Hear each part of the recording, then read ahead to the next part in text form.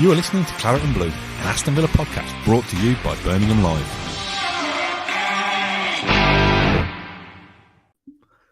Hello, good morning. Welcome to the Claret and Blue podcast. My name is Dan Rolinson. I'm joined live this morning by Pat Rowe. Pat, how are you, mate? I'm good, you?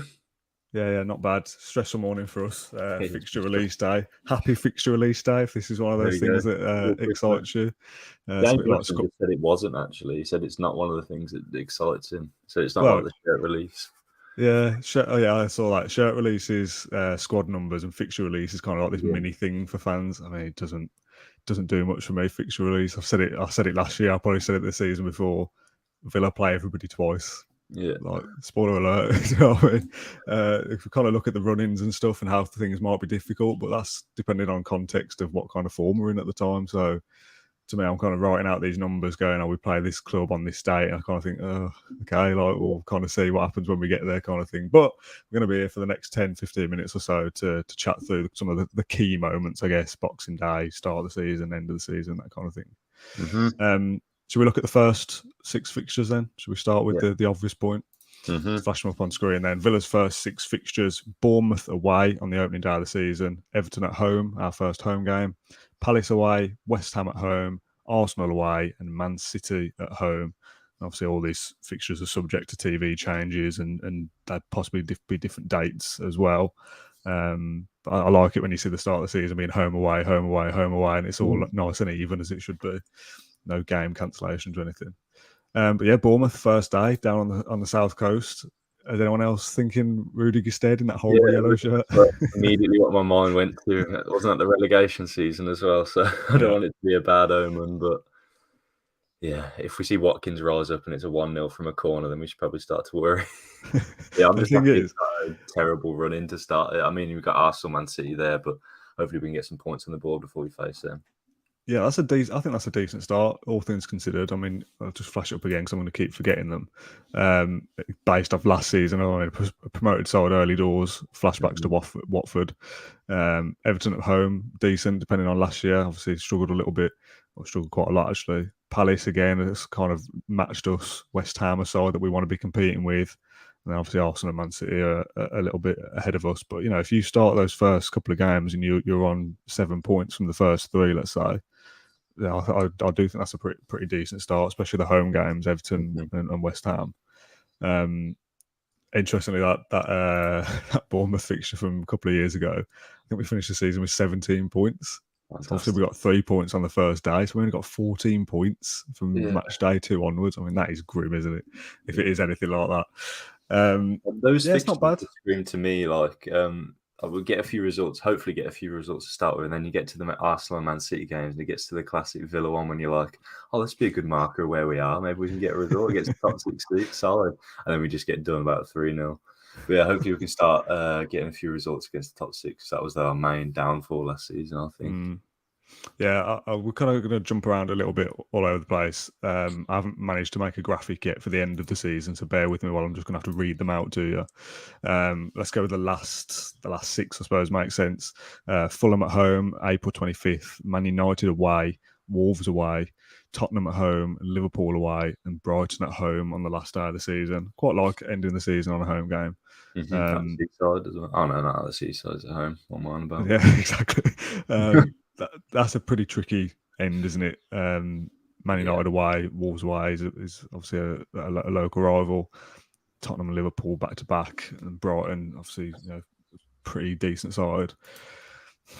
You kind of hope, in one sense, that we're still playing for points in the upper side of the league, that we need points to finish in European spots. But there's also a part of me that's thinking, if we need points either to get into the top 6 or to avoid relegation, let's not even really talk about that. If we need points from those last 6, that's a pretty tough end to the season, I think.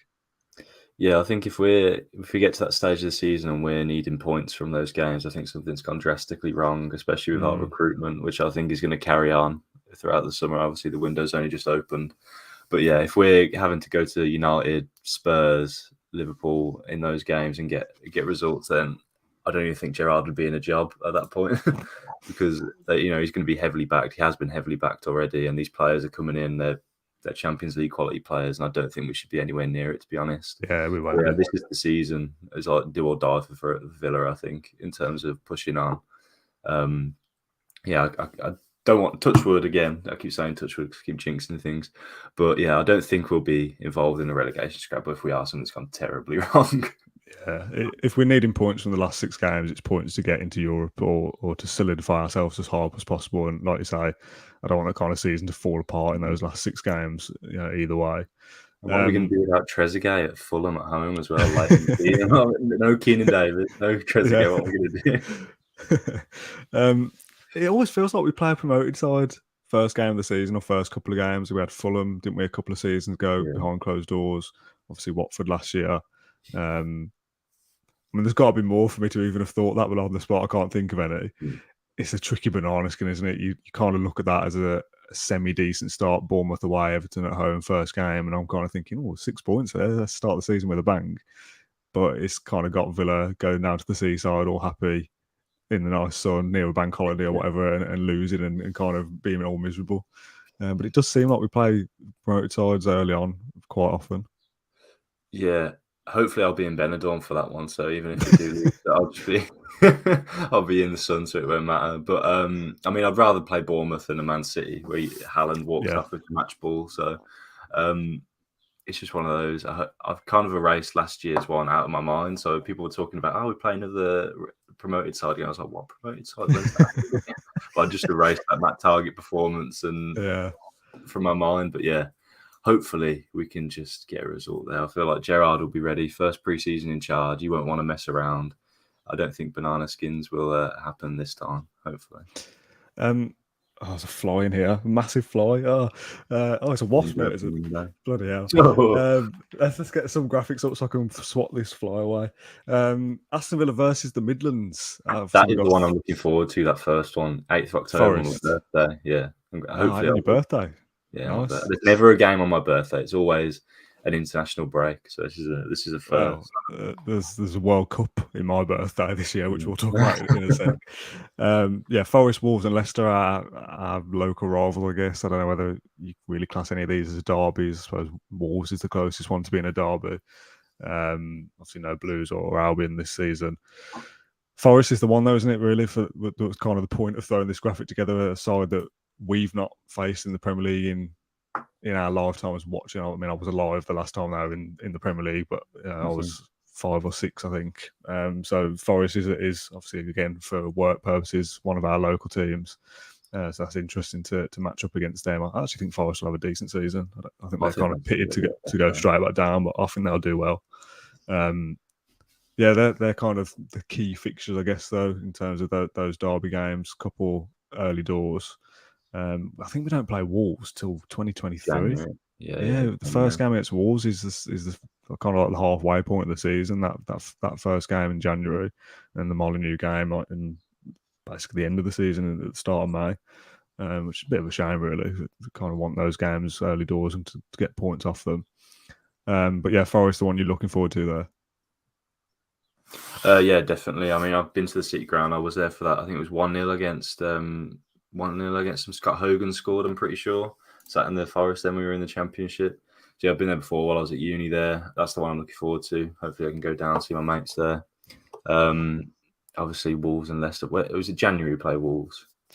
January 2nd, as it stands. Yeah, Leicester. Leicester will be a tough game. Villa Park, April. They're so spread out, aren't they? May for Wolves. I don't know how the season's going for Wolves. Are recruiting well. I haven't recruited well so far, I don't think, but it's exciting. I was asked by one of our colleagues, Joe Chapman, earlier. He's writing a piece for Villa of what I would class as Villa's key fixtures. Obviously, as a Villa fan, he was asking my opinion. It kind of weirdly stumped me because I don't really know what you define as a key fixture. He noted I think Leeds away at one point, kind of being a feisty game kind of thing. But I don't know, what do you class as a key fixture when you're looking through them? I'd probably look at how we respond after we get back from the World Cup. So you've got 2 tough games there, Liverpool, Spurs, and then you got Wolves. So there's 3 tough games, to be fair, straight after a World Cup. How people can, I was about to say McGinn, but Scotland aren't in the World Cup, are they? They'll dig there. But see how we respond to that. Like Kamara could be gone, Luka Dean could be gone. a lot of our players could be playing there. So especially if they go all the way to the final as well. Yeah, exactly. Oh, you've got France being there probably as well. Yeah. So yeah, how we respond from there, how the fitness levels look, how Gerard gets players back, the energy levels and whatnot. So that run is probably the one I look at and think maybe we could slip up, or it could make our situation worse depending on how the league's gone up until then. Yeah, I think my answer to Joe in terms of key fixtures was sides that I expect will be in the top 7. And obviously, you kind of got. I'm not saying that Man City and Liverpool are key fixtures, but people like West Ham, Leicester will want to be back up there. Wolves, obviously, from a derby point of view. Crystal Palace, even to a certain extent. Newcastle, again. That's what I'm what I would say is a key fixture. If you can take points from the sides that you expect to be around where you want to finish, that's important. How important is a strong start? There's a comment here from. I'll put it up on screen, so I'm going to butcher the name. I apologise. Starting strongly is the goal.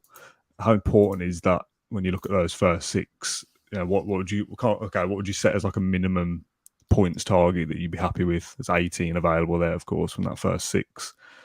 Is that 10 points? Do you happy with? Yeah, I was going to say 9. I just think those first 3 games are very winnable, aren't they? Like, I know Palace were in and around us, but Everton, they were depleted last season. Relegations are just scraped survival. I think if they signed James Tarkowski, they could lose Richarlison. I feel like that's a game we need to capitalise on. Obviously, Bournemouth newly promoted. You've got to be winning those games if you're looking to push on. Can't be slipping up there. West Ham, who knows how they're going to bounce back after a long season last year. I don't know what they're doing in terms of recruitment either.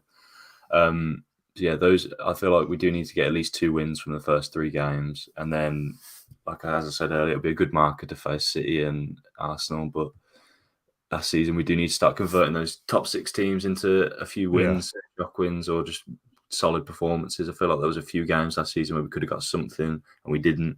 So the 2-1 at Villa Park against Man City, Carney could have bagged that one, couldn't he? The 0-0 against Liverpool, it was 1-0, but it could have been a 0-0 because it wasn't a penalty, or Danny Ings should have got a penalty as well. Just stuff like that. We need to start transitioning into points, just even if it's not a win, maybe grind out a draw, a solid defensive performance and whatnot. All those points add up come the end of the season, don't they? Yeah, I'm kind of in 2 minds about the importance of a strong start, because you look at the relegation season when you won on the opening day and then probably won one more game for the entire season and get relegated. So it's not going to make or break if we are only, say, 1 point after the first 3. What about pressure as well, though, isn't it? The flip side of that is there's pressure. There's that mid-season break with the World Cup. I've said a couple of times that an international break is the prime opportunity to change your manager. If we're like 17th come the World Cup break and there's a 6-week break in club football, that's kind of like opportune moment to go, maybe we make a change here. So there is pressure early doors. So ideally, 10 points. I reckon. Beat Bournemouth, beat Everton. Yeah, 10 points is a minimum there from that first 6 for me. I think that's a pretty decent start. Minimum odds is 7. Just get 2 wins and grind out a draw out of somewhere. Just get the season off to not a disaster. It's all right. Just flicking through the season as a whole, I've not really. I mean, you've done it because you've done written stuff. I've just done those graphics really and some video bits. There doesn't really seem to be a period throughout the entire season where we play what I would say difficult fixtures, too many games in a row. Like the Christmas one is what I said: Liverpool, Tottenham, and then the run in. But hopefully, well, if we've automatically gone to a relegation battle in our minds, but we could be pushing for Europe. And let's stay positive.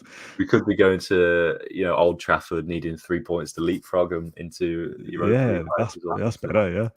Yeah, let's think about that instead. Like you play Chelsea in October, but then you have Fulham, Brentford, Newcastle. You play Man City, and then you have Leicester, Southampton. It seems to be every difficult game. There's probably 2 or 3 that you're now targeting going, we've got to win them. It levels out, doesn't it? I don't think there's a solid. I think Wolves have got Liverpool and Man City back to back again. I don't know how many seasons it has been of that, but I've seen a few comments saying it's like the 3rd season or 2nd or whatever. So we haven't got anything like that. But we can get a result against Spurs. I keep saying how difficult it is, but they're capable of slipping up. They showed at Conte they were. So there's no games or run of games where I'd say it's a horrible death zone month. I mean, or whatever. if there's another period next season when we lose 5 in a row, that'll be a serious kind of failure, given that there doesn't seem to be that bad of a fixture run. Yeah. Oh, God, imagine.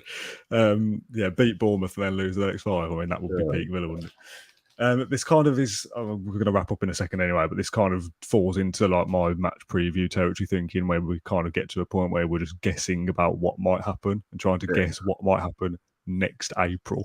It's mental, isn't it? So let's kind of focus on Bournemouth first, win that first game, and then see where we are.